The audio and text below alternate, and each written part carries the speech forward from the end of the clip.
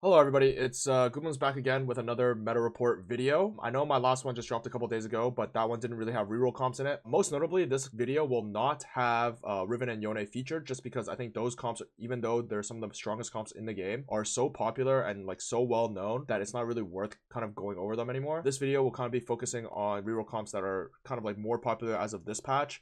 And I know some people are in the comments are going to be saying like, oh, I was already playing some of these in the old patches, and maybe you were, but a lot of people obviously don't know about some of these comps and they are really strong now. So yeah, let's just kind of talk about it. And then also I wanted to maybe think about trying to find footage of either myself playing some of these comps or a different pro player playing these comps and kind of like doing a VOD review on how they play the comps to show you guys how to do it. So if you guys are interested in content like that, just please let me know down in the comments below. And if you guys are enjoying the content otherwise, please, leave a like and a subscribe. And yeah, let's get in the video. So the very first comp I have is Yasuo Reroll. So this comp actually was being played in old patches, but like I think in the older patches it was not that strong. I guess what makes this comp really strong right now is that it has a really good favorable matchup into other melee comps. And because Yone and Riven are, two of the probably the strongest comps in the game, Yasuo matches up quite well into them just because Yasuo, with enough stacks from his passive, will be able to one-shot these units through their healing, through some of the tank stats they've accumulated, and stuff like that. And also because Yasuo's best item is Edge of Night, it's really important to have an Edge of Night on Yasuo because pretty much it swings the melee matchup really far in his favor. So without it, you're going to struggle a lot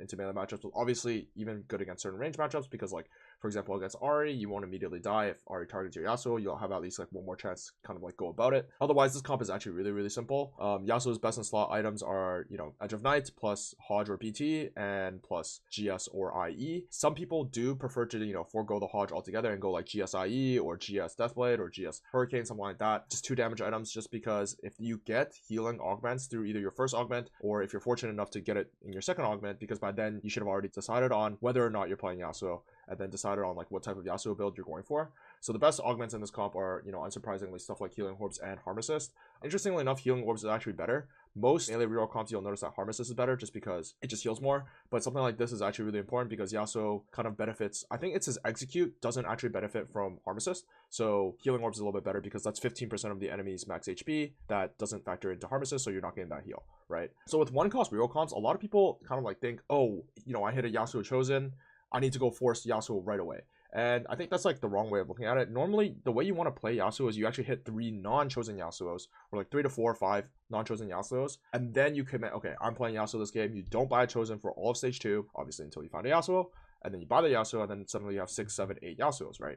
The thing is, in this set, it's like people think, oh, I have a chosen, I should commit to this comp. It's not really like that. It's more like I should commit to a comp because I have a spot for the comp, and then look for the chosen if it's a specific chosen. Generally, reroll comps are looking for a specific chosen after you've committed to your comp, right? So if I have 3 or 4 Yasuos, I hit the chosen, I have 7, 8. But the thing is, if I have a chosen, that means I still need 6 more Yasuos without the chosen, and it means like functionally, I like to consider it as though I have 0 Yasuos, right? If that makes sense. You're looking for 6 copies of a unit. You're not looking for 9. That's what chosen should kind of like function as. It's not really giving you 3 copies so much as it's reducing the number of copies you actually need to 3-star your unit. I guess in terms of like how 3-star your units works with regards to the pool. So yeah, you should be committing this comp off like either 2 to 4 Yasuos early in the game with like at least half of a Edge of Night component, or maybe you have there's an Edge of Night augment. I believe it's called I'll have my editor put it up. So then you start with that augment, and then GA is also really good on other units in this comp, such as Akali and Viego. And then try to hyper roll on 4-1 or on 3-1 if you can. Generally, you can't hyper roll unless you have at least 7 copies on 3-1, level 4, because it's just not worth it. So in those cases, you have to slow roll. But the thing is, this comp also isn't worth playing unless you're in a position to be able to do something like that, just because Yasuo really benefits from having his stacks on early. So by the end of the game, he's going to be getting like some 100 AD based on his stacks. And the thing is, like, if you're missing, 30 to 40 of that AD because you hit late, then this comp's going to be really weak. Otherwise, the true damage version is better because it allows you to play vertical true damage a lot quicker. But either Yasuo is completely fine, and then you just play as many true damage as you can. Obviously, you fit in 3 to 5 edgelord where reasonable. Almost everyone plays the Pentacle edgelord package, which is Kayle, Viego plus Mordekaiser, because this gives you Sentinel with almost, with any Sentinel in the game, and this gives you 2 out of 3 edgelord. You'll see this package play with Yone and Riven just because obviously those are other edgelord comps. And then if you have edgelord chosen, sometimes you can fit in a Kayn for 5 edgelord. It's a little bit better in this comp because I think Yasuo makes use of attack speed a little bit better than Yone does. Riven, it's better not to put in 5 edgelord because Riven can fit in rapid fire with Caitlyn, so you won't see 5 edgelord nearly as much. But in this comp, you will see 5 edgelord a little bit more just because Yasuo chosen with edgelord Sword, you play the Pentacle Edgerly package, and it's really easy to fit. Otherwise, you want to be looking for an Even Shroud on Echo. Other random tank items on Echo is obviously fine. You know, Crown Guard's a good use of your rods. Otherwise, you start filling out your Akali with some anti-heal and some damage, i.e. Hodge, GS, all that fun stuff. Eventually, you scale with Kiana, and you're good to go. Something to note is that early mid-game, Superfan is really strong with this comp because obviously Kennen is a Superman unit, right? And Kennen's going to be kind of like your primary, I guess, like pairing with true damage in the early game. So you play Kennen, obviously you play Lilia, which gives you Sentinel, and sometimes you can even fit in KDA if you have Nico. Gnar, it also fits in well with the comp because like sometimes you need Pentakill early, so you can go Gnar, Kayle, Mordekaiser if you have that. So it's really quite easy to fit in Superfan. Superfan also gives a Sterak's, which delays your item requirements for some time. So be sure that if you're slamming components onto your Yasuo, that you're not accidentally making it so that you can't put the Superfan item on him. So say I have a GA and a tier, I don't put the tier on Yasuo until I have the Hodge, just because if I get a GS before I get the Hodge, then I'm going to have a GS tier GA Yasuo, and it's not worth it because oftentimes I will be playing Superfan. So just keep that in mind. Another thing that's worth noting is that like because you are playing Superfan for so long, you can build your kind of like luxury items or supporting items a lot sooner. Other reroll comps, just because like I do need a Morello at some point in the game, but oftentimes when you're playing a reroll comp, you want to be three iteming your carry as fast as possible, because it is doing the bulk of your damage. In this comp, it's a lot easier to do something like that just because you are playing Superfan for the entire mid game almost every time. So, you know, I don't need 3 items right away, so I can go for items like Red Buff or like Morello or like even Shroud. Stuff that my other units will need and stuff that my comp needs, while still being able to get my Yasuo items a little bit later on, just because I can delay how quickly I need it, right?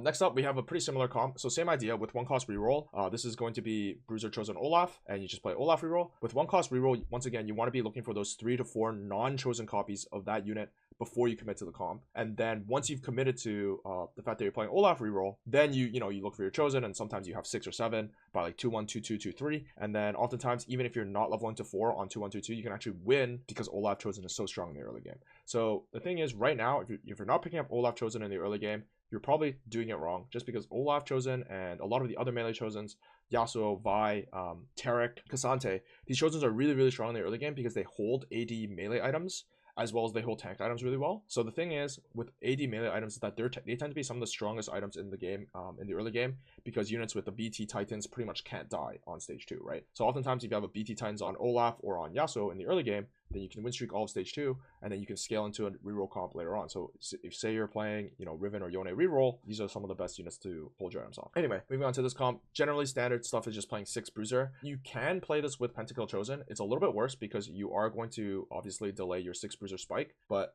basic stuff, you just stay on level 4 for as long as possible. You roll down for your Olaf 3, you go for Sterak's BT Titans. You can replace Titans or BT with another Sterak's, but for the most part, this is the best in slot. You do generally want to be going for this build, so try to focus on that. This comp can also play Superfan in the mid game, just because Gnar is a pentakill and is a really strong mid game unit that pairs well with Set, but it's going to be a little bit harder because you are going to be trying to fit in that vertical bruiser for as fast as possible. So it is something worth noting, but it's not the biggest deal in the world. I chose these augments as like kind of the featured augments you can play with this comp, but obviously anything that gives you a reroll melee, kind of like frontline carry, some type of stats is really good. So you'll see Unified good in all these comps. Harm Assist, Gifts of the Fallen, any of these types of augments, combat augments, are going to be really strong.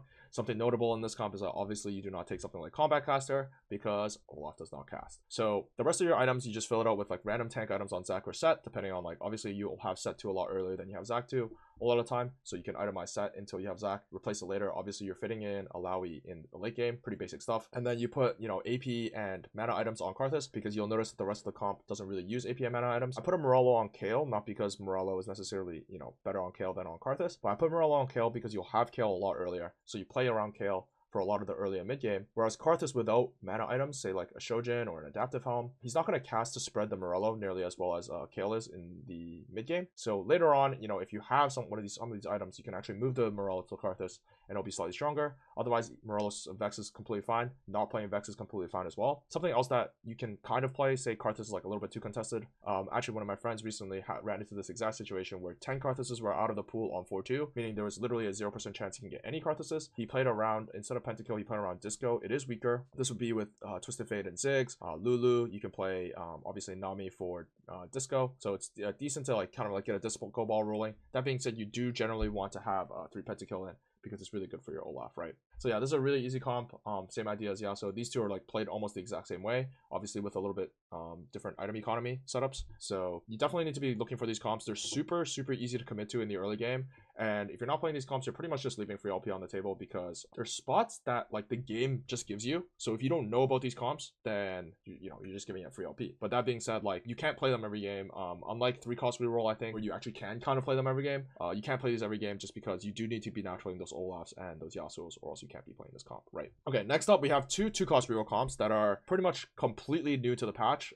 Even if you saw these kind of like early on or like maybe in PvE, they were either worse or the units were different in a way that made these a lot better. They had been out of the meta completely for a while and now they're back. So first we have Seraphine Reroll. The best in slot is Shoja Morello. You always have death cap from your Superfan, so you just have to build 2 items for this comp and you need Shoja Morello. The thing is, you really need Shojin. Morello can be replaced with Nashor so long as you either have a Morello on, say, a Lulu or a Sunfire somewhere, or like, you know, some sort of anti-heal somewhere. That's also fine, but you really need at least that Shojin, and then you're just rolling on 6 for Seraphine Chosen. Either Chosen works completely fine. At some point in the game, level 7 and level 8, you will be playing 5 KDA and 5 Spellweaver. That's the best comp. And ideally in this comp, you actually go for Nico 3. Echo 3 is stronger than Nico 3, but the thing is, Echo is played in so many comps, whereas Nico's not played in that many comps. So you generally want a Nico 3 of some kind. Her items don't matter. Obviously, you just put tank items on her, you know, Redemption, Bramble, Declaw, Vow, Crown Guard. There's so many items you can put on Nico that it's not worth talking about. The only thing that is worth talking about is you do need a form of Magic Shred. So whether that be Spark or Shiv, you can put Shiv on Lulu if you don't have an Ahri yet. Obviously, you know, it doesn't really matter who you put it on. But if you don't have Magic Shred, ideally you do want to try to make it to a Ziggs, because Ziggs shreds MR and also gives you 2 Hyper Pop, which is not a buff that should be kind of ignored. Lulu is one of the strongest random units to play right now. So if at any point in the game you're playing like any comp pretty much and you have an extra slot, putting in Lulu is one of the best things you can put. Not only because it gives Hyper Pop, because the CC she gives is really valuable. She does a lot of damage, and just a lot of melee comps actually get countered really hard by Lulu, but just because she CCs units right in front of her. But actually something that's worth noting is that Lulu's actually quite good at winning ranged fights too, because her third ult generally comes out when most people's frontliners are dead. So once the frontliner is gone and Lulu ults, she's actually you know, CCing the backline, and then your carries can finish off the enemy carries before obviously your carries die. Otherwise, something worth noting when this comp is that like Seraphine's really strong into like big clumps or like kind of like AoE damage, because she heals her own teammates back up to full HP while doing a lot of spread damage. But she is weaker against like really big tanks or like really strong melee reroll comps, and there are a lot of strong melee reroll comps in the meta, right? Yone, Riven, Yasuo, Olaf, all these things are really strong. But obviously we have a good pairing for Seraphine to kind of deal with this, and that's in the form of Ahri. So I know I told you guys that like the items for Seraphine aren't that specific. You need Shojin Morello, but the thing is, the items to kind of like make this comp really scale into the late game, where you're capable of like getting those top 2 placements, is you need to try to find Ahri items. So the thing with Ahri items is that it's going to be quite difficult, right? Because if you notice kind of like the items we've outlined here, Seraphine's best in slot requires a tier, sword, rod, and a belt. Ahri's best in slot items require, you know, at least 1 tier. Either you have Shojin or you have blue buff, and then normally you want a Nashor's as well, and then Nashor's obviously requires a belt as well. So then that's at least 2 belts being used, that's at least 2 tiers being used, sometimes up to 3, and generally speaking you'll want at least a rod somewhere as well, and that eats into your spark component, that eats into your Morello, that eats into, you know, just, you know, any type of AP item that you can possibly use. So rod is going to be really valuable in this comp, tier is going to be really valuable in this comp, so you don't want to be committing to this comp unless you have tiers and rods on stage 2. That being said, it is a pretty easy comp to pilot. Some of the best augments for this comp is March of Progress, stuff like that. There's not actually that many specific combat augments that are really strong for this comp, other than maybe the Superfan augment. I don't know, I think it's called Do It For The Fans. It's really good just because obviously in that case Seraphine's going to be healing your Nico, who's a Superfan unit, a lot, and that's just a really strong augment to play in this comp. Otherwise there's not too much like in terms of like combat caster is really good. Other augments, there's just going to be a lot of generic augments you can use, but generic comp, in fact, once again you want to be looking for like those at least around 2 Seraphines in stage 2, and you have the items for it before you commit to this comp. And then on 3-2, you roll for a board to stabilize. You don't necessarily need Seraphine Chosen at exactly 3-2, but at some point you're gonna have to sell the Chosen that you did pick up to stabilize and find a Seraphine Chosen. Once again, the Chosen doesn't matter. You are eventually going to be playing 5 KDA, 5 Spellweaver, whether that be, you know, well, Akali or Lulu or Sona. it doesn't really matter all that much, right? Eventually, you do want to be scaling with Sona, Alawi, you know, the standard 5-cost units. The standard level 6 board is really simple. It's just something like this. And you'll have 4 KDA or 4 Spiral Weaver at the time, but at some point, you know, you'll be able to fit in extra stuff. Next, we have Superfan Gnar. This comp is pretty much the same as the other comp, except it's built from kind of like an AD way, right? It's the same idea, like you have a bunch of Gnars on stage 2, but you have some AD items. You can commit to this comp. The problem with this comp is that the Superfan chosen is so much stronger than the other 2 chosens that it's going to be a little bit specific. And the other problem is that unlike something like EDM Jax, if you guys were familiar with that in the previous patch, is that when you skip Masha Gnar or Pentakill Gnar, you don't actually get Superfan Gnar because he has 3 traits. With the Jax, you skip Masha Jax, your next one's guaranteed to be EDM Jax. But the thing is, in this comp, you skip Pentakill Gnar, and the next Gnar you see will have 1 in 2 chance. So we actually figured that most likely it's probably fine to just play with Penta Gnar instead of, or any of the 3 Gnars. But ideally you get, I think it's Superfan, Penta, and then Masher in that order, just because a lot of the Mashers are really bad. Poppy's the only good one. I put Jackson here because the single best augment to play this comp with is 2 healthy. If you just pick 2 healthy on 2-1, while you already have at least like 2 to 3 2 costs, you can actually streak a lot of your stage 2 and play this comp. Generally speaking, that requires stuff like a BT. A lot of chosens, once again, in the early game are using BT, so you just slap a BT onto, let's say, a Yasuo, and then you play like a Senna and like a Garen with 2 healthy. Generally speaking, you are going to be winning most of your stage 2, and then you scale into this comp. Otherwise, submit to the pit and other melee combat augments such as Harm Assist, Healing Orbs, Unified Resistance. Same idea as Riven and Yone are going to be really, really strong with this comp. His best in slot is going to be BT GS or BT IE, or Hodge IE or Hodge GS. Very, very similar stuff to what you're used to seeing with melee kind of reroll comps. GS, BT, you know, these types of items are always going to be really good. Otherwise, you just need a Morello and an Even Shroud somewhere. Morello obviously can be replaced with Red Buff or Sunfire in a pinch, but you generally want an Even Shroud. Same idea, you want Armor Pen. And this comp actually is surprisingly really, really strong. I think it's a little bit underexplored right now, even at the higher levels of play. It got played a couple times in KDA Cup and never finished below a 6th, and I believe at least got 1 top 3. It's a really easy comp to play. Once again, you can use March of Progress to get into it. March of Progress, for those of you who don't know, is actually really good for 2-cost rerolls instead of 3-cost rerolls. It's still great for 3-cost rerolls, but it's best used for 2-cost rerolls if possible. That being said, obviously you can always play a 3-cost reroll if your spot kind of like dictates that, right?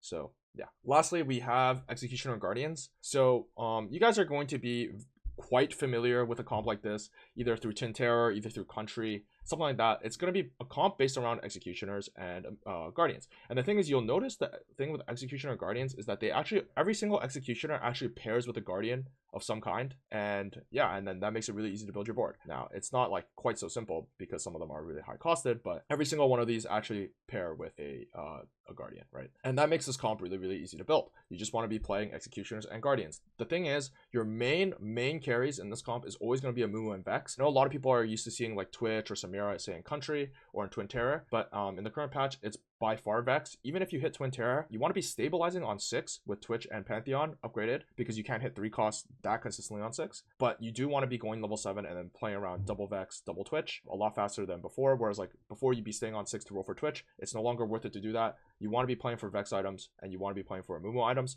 and you want to be hitting these 3 stars because they're really, really strong. The single best augment you can get is Twin Terror, but everybody already kind of knows about this one. It's not, you know, the best well-cut secret anymore. Anytime you see a Twin Terror in your thing, you take it. Even those, you take it type Twin Terror or type Twitch, type Vex, whatever you want to do in chat, and you just play the comp because no one will generally contest you without it. That being said, you actually can play this comp without Twin Terror. A lot of people think you can't. And the next best augment is Exposed Weakness. This augment is so strong. It just makes it so you don't have to build Spark, you don't have to build Shiv, you don't have to build Last Whisper, you don't have to build Even Shroud. You'll just have it for the entire game. And then that leaves you the ability to play, you know, these units without having to build that item. And it's just super strong, right? Something that is worth noting is that some of the strongest things you can play in this comp is actually double Vex. And that's true regardless of whether or not you have Twin Terror. So oftentimes in the mid game, you'll have a Chosen Vex and you'll have a Vex too, right? You just play them both. Generally speaking, you want to be playing 4 Executioner. 4 Guardian is a little bit weaker, but the thing is, the reason why I put 4 Guardian in is because Thresh is such a high value unit. These 2 are the Guardians you'll always be playing. Thresh is such a high value unit that you always want to be playing him. And sometimes you get Guardian chosen a Mumu, and you just have to take it because a Mumu 3 is so valuable. A Mumu chosen is actually not bad at all. Vex's headliner buff, I believe, is just 25 AP, which is not that good. Obviously, getting 3 Vexes all at once is really, really strong for people to get a Vex 3, but it's actually not that good. Whereas like a Mumu's headliner effect is completely broken because it gives him 80 MR or 100 MR. I believe it's 80. I think they nerfed nerfed it. It gives them 80 MR, which obviously does wonders for your tank line. So Amumu Chosen actually is slightly better as a Chosen. That being said, obviously Vex 3 is the more important 3-star. So obviously you'll just take any that you get. Emo Vex is significantly worse than Executioner Vex, because if you get Emo Vex, then you're going to be forced to play around a Poppy, which is not that bad. It does improve your tank line a little bit, but you do want to be playing for Executioner as soon as possible, because that's the buff that made this comp so strong to begin with. It doesn't really matter who you put in. Most of the time they're not being itemized, because you are going for Twitch 3 on 7 anyway, and you generally have at least like 3 to 4 Twitches from your level 6, kind of like rolling to stabilize rolls. So you are a lot kind of like further along on getting your Twitch itemized than your others. That being said, like if you have an Akali 2, if you have a Karthus 2, then they're obviously worth itemizing with your standard kind of like Akali and Karthus items. AP goes on Karthus, AD goes on Akali. It's going to be a lot harder to build AD items on Karthus because your Vex needs 3 AP items. I put these 3 items here. They are her best in slot. That being said, this unit can use so much random garbage that it doesn't really matter. Unlike other kind of like AP carries, she actually uses crit, so you can build JG, you can build Guard Breaker, and they get a little bit of extra value. So these are really strong. That being said, yeah, you do want to be building some of these items. Amumu items don't matter that much. Just bear in mind that the mana items on Amumu are rather weak, just because Amumu's starting mana is 0 out of 45. So it doesn't matter. His first cast is pretty useless. His second cast is also pretty useless, but his third cast is really good. So the thing is, you can get to your third cast really, really easily just by building tank items. So you don't actually have to build like the mana tank items, such as Adaptive, and Adaptive can, you know, go on Vex instead, for example, and can go on Karthus instead. That being said, if you have to put these items on Amumu just because that's how your items worked out in that game, then that's also completely fine. But you do want to be going for I guess like better tank line items if possible. I put a Spark on him. Obviously you don't build a Spark if you have exposed weakness. Obviously if you don't have exposed weakness, then you are going to be looking for that Shiv or Spark. Vex is going to be doing the bulk of your team's damage. And yeah, that's this comp. Otherwise, like Harmesis is really strong. I think other than that, there's not too many augments to really be talking about with this comp. The